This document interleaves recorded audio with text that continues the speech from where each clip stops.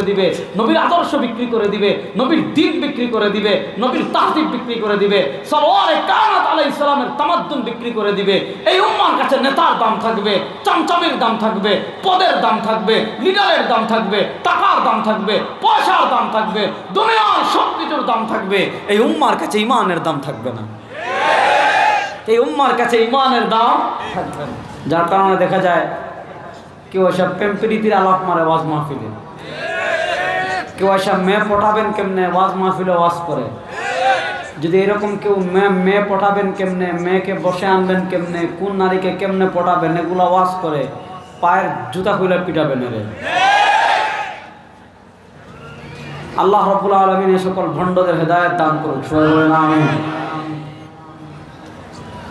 আমাকে একটা টপিক দেওয়া হয়েছে আহলে কোরআন এবং আহলে হাদিস নিয়ে আলোচনা করতে। টপিকটা আহলে কোরআন না, টপিকটা হলো মুনকিরিনে হাদিস আর আরেকদল হলো মুনকিরিনে ফিকহ। আমি দুটা টপিকের উপর খুব অল্প সময়, এখানে বাংলাদেশের বড় বড় ওলামা একরাম আসবেন, আমি বলছি ভাই আপনারা ক্যামেরাগুলো একটু নামান।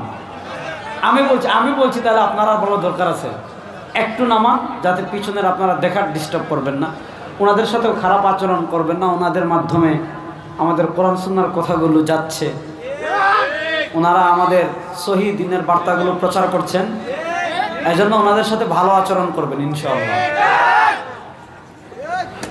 যাক, দেখেন আমি আপনাদের প্রথম যে কথা বলবো, নবী করিম সাল্লাল্লাহু আলাইহি ওয়াসাল্লাম সুনানুত তিরমিজিতে ইমাম তিরমিজি রাহিমাহুল্লাহ হাদিস এনেছেন। ইমাম নুআইম ইবনে হাম্মাদ আল-মারওয়াজি কিতাবুল ফিতান হাদিস এনেছেন। ইমাম ইবনে কাসির কিতাবুল ফিতান ওয়াল মালাহিম হাদিস এনেছেন। দেখেন হাদিসের যত কিতাব দুনিয়াতে লেখা হয়েছে, বিশেষ করে বাব এবং পরিচ্ছেদ আকারে সাজিয়ে হাদিসের যত কিতাব লেখা হয়েছে, যেমন বুখারী প্রথম শুরু হয়েছে বাবু কাইফা কানা বাদিল ওয়াহি দিয়ে, কিতাবুল ইলম, কিতাবুল ঈমান, কিতাবুস সালাত, এইভাবে গিয়েছে। ইমাম মুসলিম মুকদ্দিমায়ে মুসলিম, তারপর কিতাবুল ঈমান, কিতাবুত তাহারা, কিতাবুস সালাত, এইভাবে গিয়েছে। সব হাদিসের কিতাবে একটা কিতাব পাবেন কিতাবুল ফিতান। বুখারীতেও পাবেন, মুসলিমেও পাবেন, তিরমিজিতেও পাবেন, নাসাইতেও পাবেন, আবু দাউদেও পাবেন, মুসান্নাফ ইবনে আবি শায়বায় পাবেন, আব্দুর রাজ্জাকে পাবেন, নাসাই সুনানুল কুবরাতে পাবেন, বাইহাকিতে পাবেন, সব কিতাবে পাবেন কিতাবুল ফিতান। ফিতান মানে যে সকল পরিচ্ছেদে, যে সকল কিতাবে, যে সকল অধ্যায়ে কিয়ামতের আগে উম্মাহ যে ভয়াবহ ফিতনার সম্মুখীন হবে, কিয়ামতের আগে উম্মার উপর যে ভয়াবহ বিপর্যয় আসবে, যে ভয়াবহ ফিতনা আসবে, সেই ফিতনাগুলো ধরে ধরে চিহ্নিত করে নবী করিম সাল্লাল্লাহু আলাইহি ওয়াসাল্লাম যে সকল হাদিসে বর্ণনা করেছেন, সে সকল হাদিস যে সকল পরিচ্ছেদে জমা করা হয়েছে, সেই পরিচ্ছেদকে নামকরণ করা হয় কিতাবুল ঈমান, কিতাবুল ফিতান বলে। এখানে আমি একটা আকীদা আগে ক্লিয়ার করি, তাহলে পরে আলোচনা বোঝা সহজ হবে। রাসূলুল্লাহ সাল্লাল্লাহু আলাইহি ওয়াসাল্লাম আমাদেরকে আহওয়ালুল কিয়ামা, কিয়ামতের অবস্থা বর্ণনা করেছেন হাদিসে। রাসূলুল্লাহ সাল্লাল্লাহু আলাইহি ওয়াসাল্লাম আমাদেরকে কিয়ামতের আগে উম্মাহ কি কি ভয়াবহ ফিতনার সম্মুখীন হবে সেগুলো আমাদের বর্ণনা করেছেন। খুব মনোযোগ। নবী করিম সাল্লাল্লাহু আলাইহি ওয়াসাল্লাম আমাদেরকে অদৃশ্যের যে খবরগুলো দিয়েছেন, এগুলো বিল ওয়াসিতা, তিনি ওয়াহির মাধ্যমে জানিয়েছেন, বিজাত না। বিজাত সব গায়বের মালিক একমাত্র আল্লাহ, আল্লাহ ছাড়া আর কেউ গায়বের খবর জানে না। আল্লাহ বলেন, হাবিব আপনি বলেন, কুল লা আমলিকু লিনাফসি নাফআন ওয়ালা যাররান ইল্লা মা শাআল্লাহ লাউ কুনতু আ'লামুল গায়ব লাস্তাকসারতু মিনাল খায়র। আর অনেক আয়াত আছে, আর অসংখ্য আয়াত আছে, অসংখ্য ঘটনা আছে।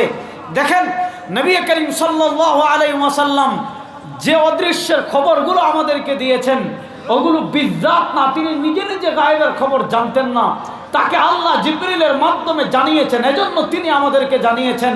তিনি কতটুকু জানতেন, যতটুকু আল্লাহ তাকে জানিয়েছেন, যতটুকু আল্লাহ তাকে জানান নাই, ততটুকু জানার জন্য তিনি ওহির অপেক্ষা করা লাগতো।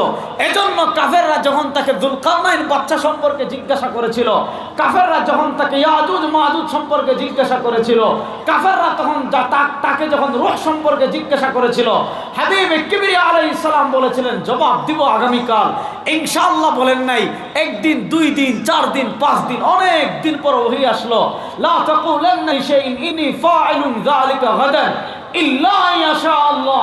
এরপর আল্লাহ ওহী নাযিল করেছিলেন, হাবিব ইয়াসআলুনাকা আন যিল কারনাইন, হাবিব ইয়াসআলুনাকা আনির রূহ, হাবিব তারা আপনাকে রূহ সম্পর্কে জিজ্ঞেস করবে, হাবিব তারা আপনাকে যুলকারনাইন সম্পর্কে জিজ্ঞেস করবে, হাবিব তারা আপনাকে আসহাবে কাফ সম্পর্কে জিজ্ঞেস করবে। বুঝা গেল নবী করিম সাল্লাল্লাহু আলাইহি ওয়াসাল্লাম গায়বের যে খবরগুলো আমাদেরকে দিয়েছেন, এগুলো বিল ওয়াসিতা জিবরিলের মাধ্যমে অথবা রুইয়া সাদিকা সত্য স্বপ্নের মাধ্যমে অথবা অন্তরে ইলকা করার মাধ্যমে আল্লাহ তাকে জানিয়েছেন। আল্লাহর একক গুণ হলো আলিমুল গায়ব, সব গায়বের খবর একমাত্র জানেন আল্লাহ।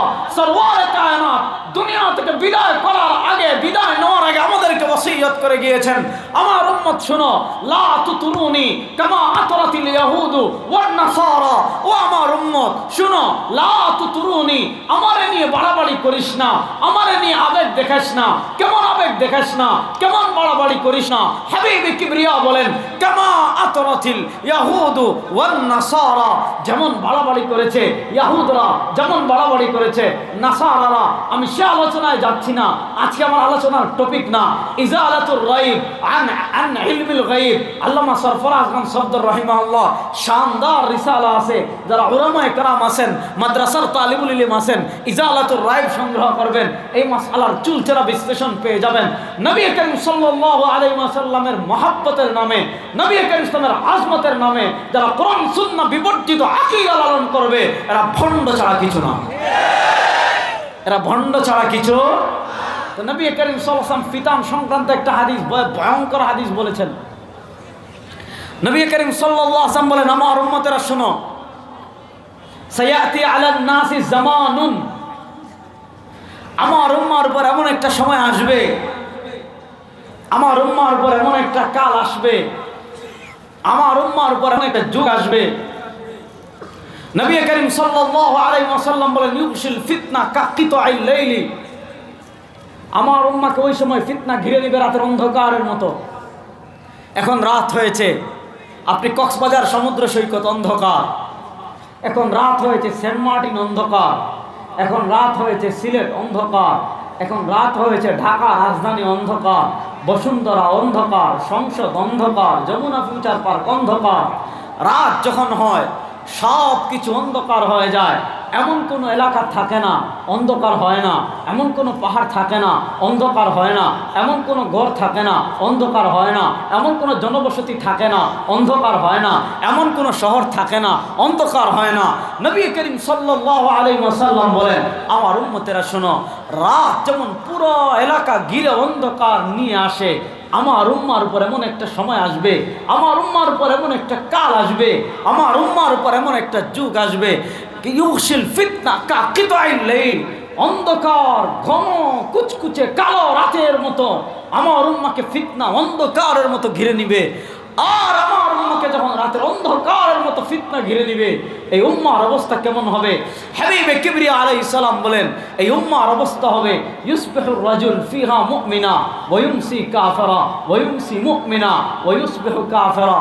আমার উম্মার একজন সদস্য সকালে মুসলমান থাকবে, বিকেলে কাফের হয়ে যাবে, বিকেলে মুসলমান থাকবে, সন্ধ্যা পেরিয়ে পরের দিন সকাল হওয়ার আগে সে কাফের হয়ে যাবে।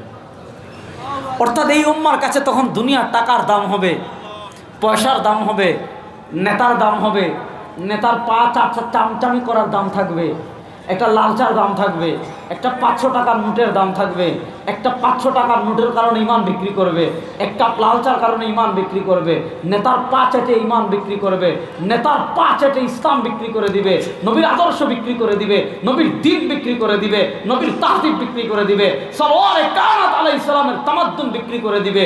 এই উম্মার কাছে নেতার দাম থাকবে, চামচামির দাম থাকবে, পদের দাম থাকবে, লিডারের দাম থাকবে, টাকার দাম থাকবে, পয়সার দাম থাকবে, দুনিয়ার সব কিছুর দাম থাকবে। এই উম্মার কাছে ইমানের দাম থাকবে না। এই উম্মার কাছে ইমানের দাম থাকবে না।